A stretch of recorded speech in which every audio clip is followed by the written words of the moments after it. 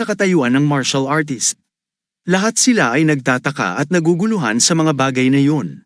Tinanong ng isa, ano ba ang lahat ng ito? Habang tinanong ng isa pa, may pagkakaiba pa pati sa pagkain na kinakain natin. Lahat sila ay nakatingin sa mga gantimpala, at sinabi ng isa, grabe, tingnan mo ang pagkakaiba ng mga gantimpala. Sinabi ng isang lalaki mula sa Jol clan sa kanyang kasama, tumigil ka na sa pagrereklamo. Buong kumpiyansa namang tinanong ng isa pang lalaki, sa tingin mo ba tama lang na ang mga normal na martial artist tulad ninyo ay tratuhin ng kapareho namin? Nainsulto ang mga normal na martial artist sa kanilang pambabastos, at galit na tinanong ng isa, ano ang sinabi mo? Ginagawa ng mga martial artist ng Jaegal clan na katawa-tawa ang mga normal na martial artist. Biglang dumating ang pinuno ng tropa na si Jin So-han kasama si Chuseok. Lahat sila ay tumingin sa kanya nang may mga tanong sa kanilang mga mata. Tinanong sila ni So-han, ano ang pakiramdam ninyo matapos maranasan ito mismo? Lahat sila ay tumingin sa kanya nang may galit sa mga mata. Pagkatapos, sinabi ng pinuno ng tropa, sa tingin ko, ang ganitong uri ng traito ay hindi normal. Ilang araw na ang nakalipas, hindi ko man lang alam kung sino ang bahagi ng Jol clan at sino ang hindi. Nang pinatay sila ng aking espada, hindi ko malaman. Pinatay ko sila dahil kalaban ko sila. Tumigil siya sandali at nagpatuloy, ang tiyak ay kapag nandyan ang panganib, hindi mahalaga kung ikaw ay bahagi ng Jol clan o hindi. Bakit magkakaroon ng pagkakaiba sa traito kung pareho kayong nagbubuwis ng buhay para sa Jol clan? Galit na galit ang mga normal na martial artist, ngunit nagpatuloy si So-han. Pagkatapos obserbahan ng Jol clan ng ilang araw, naging interesado ako. Nagtataka ako kung ang mga martial artist ng Jol clan. Sinabi ni So-han, gusto kong makita kung ang mga martial artist na tumatanggap ng espesyal na traito ay mas malakas nga ba kaysa sa mga normal na martial artist. Tinanong niya ang lahat, sino ang gustong lumaban mula sa magkabilang panig? Isang lalaki mula sa mga normal na martial artist ang sumulong at nagsabi, susubukan ko. Sinabi ni Chuseok sa pinuno ng tropa, ang lalaking yan ay si Kung Jin. Sa mga normal na martial artist, hayagan niyang ipinapahayag ang kanyang pagkadismaya sa pagkakaiba ng traito. Galit pa rin si Kung Jin dahil sa diskriminasyon at mga insulto. Pagkatapos, tinanong ng pinuno ng tropa na si Jin, sino naman ang magmumula sa Jol clan? Isang lalaki mula sa mga martial artist ng Jaegal clan ang lumapit habang nakangiti at sinabi, ako si Jaegal Woomayang. Lalaban ako sa kanya. Tinanong ni So-han tungkol sa kanilang mga sandata, gagamit ba kayo ng mga wooden swords? Tumingin sa isa't isa ang mga normal na martial artist at nagsabi, gagamit ako ng tunay na espada. Tumawa rin ang mga taga-Jol clan at nagsabi, mas gusto ko rin ang tunay na espada. Sinabi ng pinuno ng tropa, sige, magsimula na kayo. Nagsimula silang maglaban gamit ang kanilang mga martial arts skills. Pareho silang gumagamit ng buong lakas, ngunit ang normal na martial artist ay sobrang agresibo, tila ba lumalaban siya na parang may totoong kaaway. Habang pinagmamasdan siya, iniisip ng martial artist mula sa Jaegal clan na si Umang, ang bastardo na ito, parang hindi lang sparring ang turing niya dito, kundi laban na sa buhay at kamatayan. Dahil dito, mas pinalakas pa niya ang kanyang mga galaw. Patuloy pa ring lumalaban ang normal na martial artist at gamit ang kanyang mga martial arts techniques, na itulak niya si Wuang sa sahig at muntik na siyang atakihin nang biglang sumigaw ng malakas ang pinuno ng tropa, tama na. Tapos na, masaya ang mga normal na martial artist, ngunit nalungkot ang mga nasa Jaegal dahil sa pagkatalo. Tinitingnan ni Wuang ang kanyang kalaban na may matinding galit at nagtanong, naglalakas loob kang patayin ako. Ngunit nakangiti lang ang kalaban sa kanya. Pagkatapos ng ilang sandali, inihayag ng pinuno ng tropa na si Jin So-han, ang nagwagi sa laban ay si Kung Jin, at nagtataka ang iba, tapos na ba yun ang ganoon lang? Sumagot si So-han, narinig ko na malakas ang sword formations ng Jol clan. Ito rin ang isa sa mga bagay na pinakakinatatakutan ko noong sinubukan kong makapasok dito para maabot ang Patriarch. Kung napansin ninyo ang aking ambush at ginamit ang sword formation, malamang mas mahihirapan ako. Patuloy siyang nagtanong, ilan ang kailangang tao para sa sword formation? Sumagot ang isa sa kanila, kailangan ng minimum na 28 tao. Tinitingnan sila ni So-han at sinabi, naiintindihan ko. Sa pagkakataong ito, hahatiin natin muli ang mga normal na martial artist at mga Jaegal martial artist para sa sparring. Pagkarinig nito, tumayo ang mga normal na martial artist sa isang banda, at ang mga Jaegal martial artist sa kabila. Nag-aayos sila sa zigzag pattern, at nang sinabi ng pinuno ng tropa, simulan na, lahat sila'y nagsimulang lumaban. Habang pinapanood sila, sinabi ng pinuno ng tropa na si Jin, kamangha-mangha. Sina Hab at Jol ay magkatabi sa Okso. Si Sohan ay nakaupo mag-isa sa isang mesa, nakapikit at iniisip ang laban ng mga Jol martial artist laban sa mga normal na martial artist. Lahat sila ay lumalaban na parang mga kaaway, at may narinig na nagsabi, patayin sila. Habang pinagmamasdan ito, iniisip ni Sohan, maghinay-hinay, alam ng buong mundo na ikaw ay mula sa Django. Si Sohan ay malalim sa kanyang iniisip nang dumating ang waiter at nagsabi, narito na ang pagkaing in-order nyo, corn soup, treasure tofu, at beggar's chicken. Kinuha ni Jin Sohan ang chopsticks at nagsimulang kumain. Samantala, tatlong lalaki ang nakaupo sa kalapit na mesa at kumakain din habang nag-uusap-usap. Tinanong ng isa sa kanila, magkakaroon ba ng digmaan sa Shanggi? Sumagot ang isa, hindi ako sigurado. Sabi ng isa pa, mukhang nagdeklara ng digmaan ang unorthodox faction. Pagkatapos, tinanong ng kanilang ikatlong kasama, kailan mabubuo ang alyansa? Sumagot siya, hindi ko alam. Muling nagtanong, tayo ba ang magiging sentro nito? At muling sumagot ang kanyang kasama, hindi ko rin alam. Patuloy na kumakain si Sohan ngunit nakikinig din sa kanilang pag-uusap. Pagkatapos pakinggan ang kanilang usapan, naisip ni Sohan, hindi sila mula sa Wudang sect, sila ba'y mula sa Hab Alliance? Isa sa kanila, habang umiinom, ay napansin si Sohan at binati siya, mukhang ikaw ay mula sa Jol clan. Si Sohan, na may laman pa sa bibig, ay bumati rin. Tinitingnan siya ng lalaki at iniisip, ang bastos, talagang katulad ng mga J-gal. Isa pang lalaki ang tumingin kay Sohan, ngumiti at nagtanong, ano ang nagdala sa'yo dito sa hub? Isa ka bang mensahero na papunta sa aming alyansa? Kinuha ni Sohan ang baso mula sa mesa, uminom ng tubig habang nakatingin sa kanila, at pagkatapos ay sinabi, hindi ako mensahero. Nagsasagawa ako ng isang misyon na may kinalaman sa aming patriarch, kaya hindi ko maibibigay ang mga detalye. Isa sa kanila ang nagsabi, sayang naman, nais ko sanang imbitahan kang uminom kasama namin kung hindi ka busy. Mukhang magiging isang pamilya na ang J-gal at Hab. Kinuha ni Sohan ang isang upuan mula sa kanyang mesa at naupo kasama ang tatlo. Ngumiti si Sohan at sinabi, dahil magiging isang pamilya na ang J-gal at Hab, hindi ko magagawang umalis na lang basta. Mag-inom tayo ng kaunti. Pagkatapos ay malakas na sinabi ni Sohan sa waiter, ilipat ang pagkain mula sa aking mesa dito. Tumugon naman ang waiter ng may lubos na pagsunod, opo, Ginoo. Pagkatapos, ang lahat ay nagpakilala isa-isa. Isa sa kanila ang nagsabi, ako si Ojian mula sa Alyansang Hab, ang pangalawa ay nagsabi, ako si Jiang Kadek, habang ang pangatlo ay nagsabi, ako si Quan Sol. Pagkatapos, nagpakilala si Sohan, ako si Jaegelan ng Jol clan. Lahat sila ay nakatingin sa kanya na may galit at nagtataka kung gaano siya kabastos dahil patuloy siyang nakikipag-usap ng di formal sa kanila. Pagkatapos, sinabi ni Sohan sa kanila, gusto ko nang inumin, please. Isa sa kanila, habang nagsasabi ng, narito, ay nagsimulang magbuhos ng inumin sa baso. Pagkatapos, habang hawak nila ang kanilang mga baso, isa sa kanila ang nagsabi, tagay. Pagkatapos sabihin ito, lahat sila ay nagsimulang uminom, at pagkatapos uminom si Sohan, sinabi niya sa kanila, wow, wala pa akong nainom na ganitong pangit na hangover. Para itong diluted, doubt ko kung ito lang ang maya-alok ng Hab.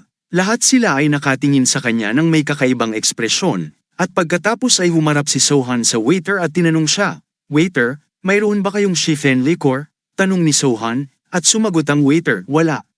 Tanong ni Sohan, paano naman ang yako? Ngunit tumanggi rin ang waiter na nagsabing, wala rin kami niyan. Sa pagkakataong ito, matigas na tinanong ni Sohan, ano ba talaga ang mayroon kayo? Sumagot ang waiter, kung tungkol sa mamahaling alak ang tinutukoy mo, mayroon lamang kaming Dukan liquor. Agad na sumagot si Sohan, ayos lang yan, dalhin mo dito. Isa sa mga lalaki ang nagsabi kay Sohan, hindi kami kayang uminom ng Dukan liquor. Habang umaangat si Sohan ng piraso ng paa ng manok gamit ang chopsticks, sumagot siya, ayos lang. Dahil nagbigay ka sa akin ng inumin, dapat kong ibalik yan. Kapag nagkikita ang Jol clan at kanilang mga kaalyado, huwag kayong magtipid sa pera. Pagkarinig nito, si Jen ay nag-iisip, ibig bang sabihin niya na ang Alyansang Hab ay ganyan kapag nagkikita ang aming mga kaalyado? Samantala, dinala ng waiter ang kanilang inumin at inilagay ito sa mesa, sabay sabi, narito ang dukong liquor. Tumingin si Jiang Kadek kay Sohan, ngumiti, at sinabi sa kanya, tulad ng inaasahan mula sa mayamang Jol clan.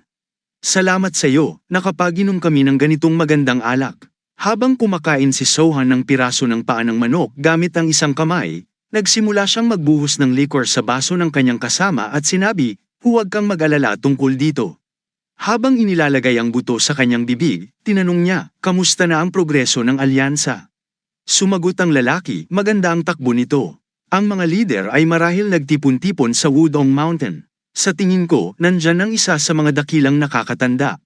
Tumingin si Sohan sa kanya at nagtanong, tinutukoy mo ba ang Wudang Sword Immortal?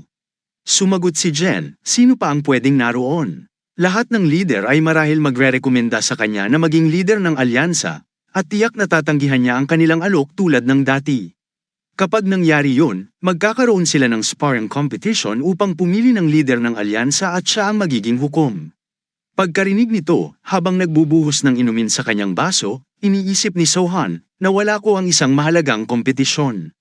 Isa itong pagkakataon para makita ang Wudang Sword Immortal at pati na rin ang kakayahan ng mga lider mula sa bawat grupo.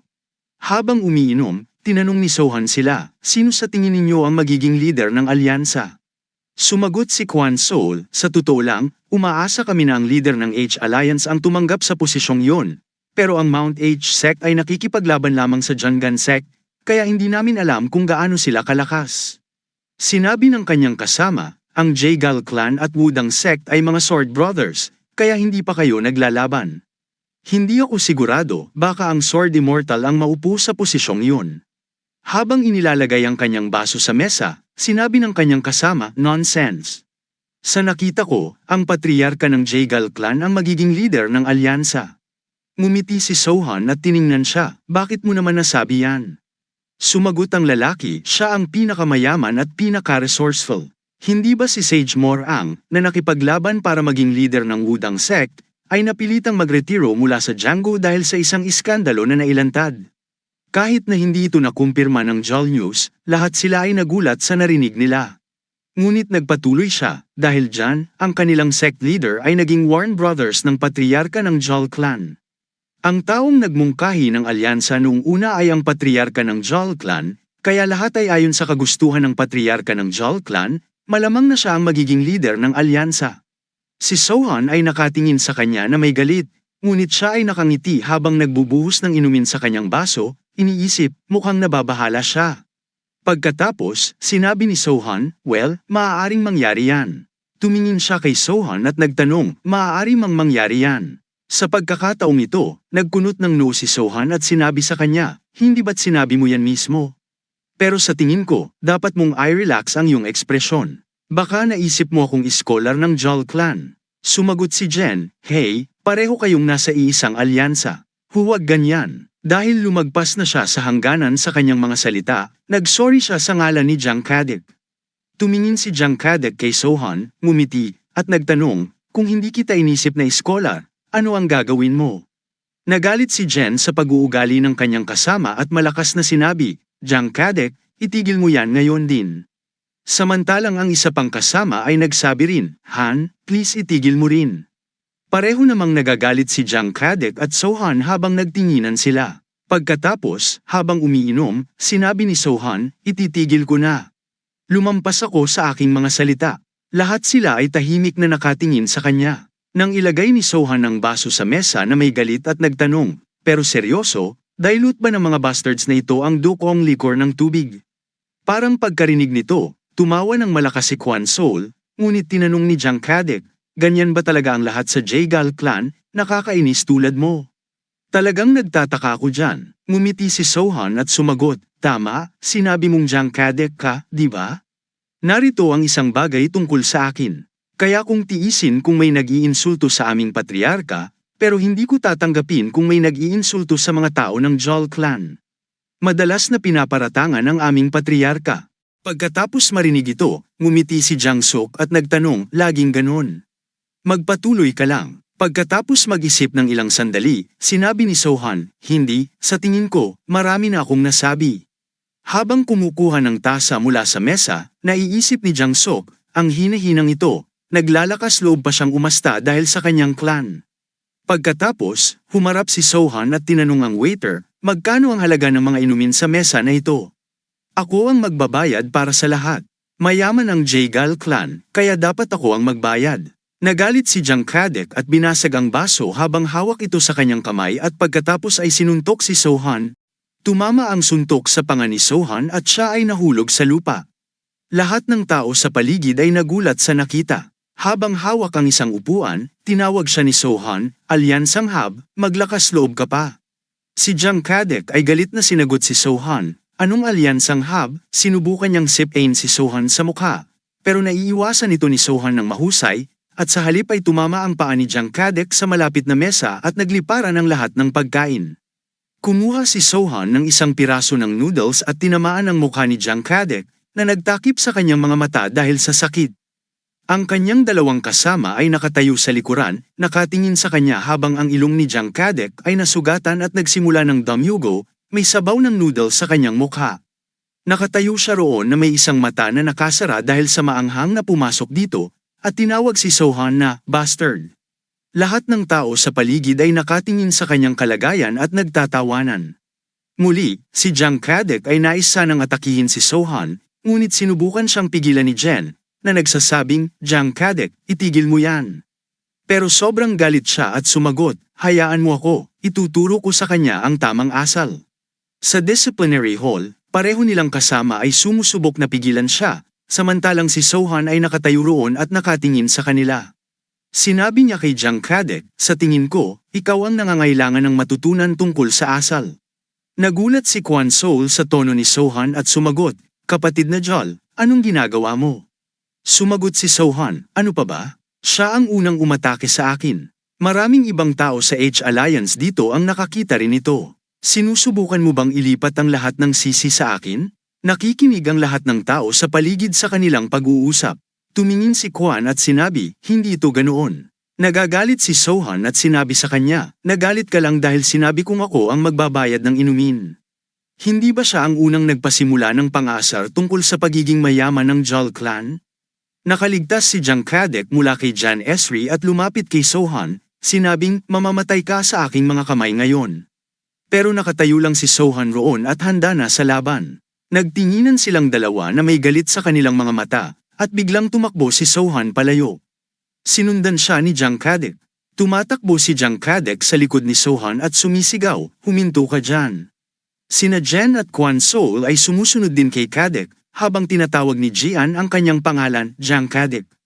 Nang makita ng may-ari ng inn na umalis sila nang hindi nagbabayad, sinabi niya mula sa likuran, bayaran niyo muna.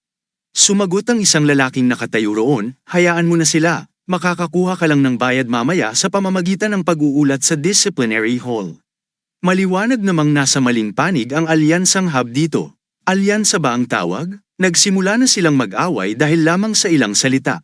Napakakaiya-hiya. Sa disciplinary hall, tatlo sa kanila ang nakaluhod sa harap ng master ng disciplinary hall, na naglalakad-lakad na tila nag-iisip ng isang bagay. Labis na galit ang master ng disciplinary hall at tinanong sila, hindi niyo pa ba natagpuan ang mandirigma ng Jaegal clan? Sumagot ang isang lalaki, oo, master ng hall. I-update namin kayo kapag nahanap na namin siya. Tinanong ng master ng hall, magtatangkang makialam sa Jaegal clan. Kayo ang nagsimula ng lahat ng ito. Si Jang Kadek, na nagsimula ng gulo, ay nakaupo sa gitna at agad na sumagot sa master ng hall, Master, hindi yun ang nangyari. Una siyang, pero hindi pa niya natatapos ang kanyang pangungusap ay pinutol na siya ng master, tumahimik ka. Ang lahat sa inn ay nakakita kung sino ang unang umatake sa miyembro ng Jol clan. Lahat sila ay nagsasabi na kayo ang naghanap ng gulo at nag-atake sa kanya. Naglakas loob kayong magsinungaling sa akin? Lahat sila ay nakakaramdam ng pagkahiya at tahimik na nakatingin sa lupa. Pagkatapos, sinabi ng master ng hall sa kanila, iuulat ko ito sa pinuno ng alyansa. Lahat sila ay nagulat nang marinig yon. Tinanong ni Jang Kadek, patawad sa pinuno ng alyansa. Sumagot ang master ng disciplinary hall na galit, oo, dahil ang grupo na pinagsasalitaan niyo ay ang Jaegal clan. Marahil kailangang humingi ng tawad ng pinuno ng alyansa sa patriarka ng Jol na naiinis na dahil sa ginawa ninyo. Lahat sila ay ganap na nagulat at iniutos ng master ng disciplinary hall sa kanyang mga tao na ikulong silang lahat. Sa isang nag-iisang silid, nagtipon ng lakas ng loob si Sok at sinabi sa master ng hall, "Pasensya na, pero tayong tatlo ay nakatanggap ng utos na umalis papuntang Shanggi bukas." Sa galit, pinagsakluban ng master ang mukha ni Sok, sinabing, "Alam mo yan," at pumasok ka sa gulo habang umiinom. Tinamaan siya ng matinding lakas, at nahulog siya sa lupa habang ang dalawa pang kasama niya ay nakatingin sa kanya ng may gulat na mga mukha. Pagkatapos, tinanong siya ng master, isang mapaminsalang insekto, "Sa tingin mo ba ay biro ang disciplinary hall?"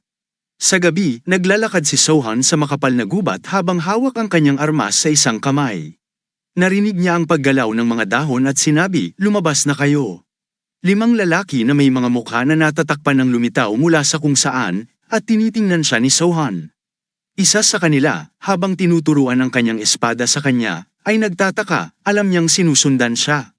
Iba ang kanyang personalidad kumpara nang siya ay nasa inn. Lahat sila ay nagsimulang umatake kay Sohan, pero nakatayo lang siya roon at maayos na nado-dodge ang kanilang mga atake.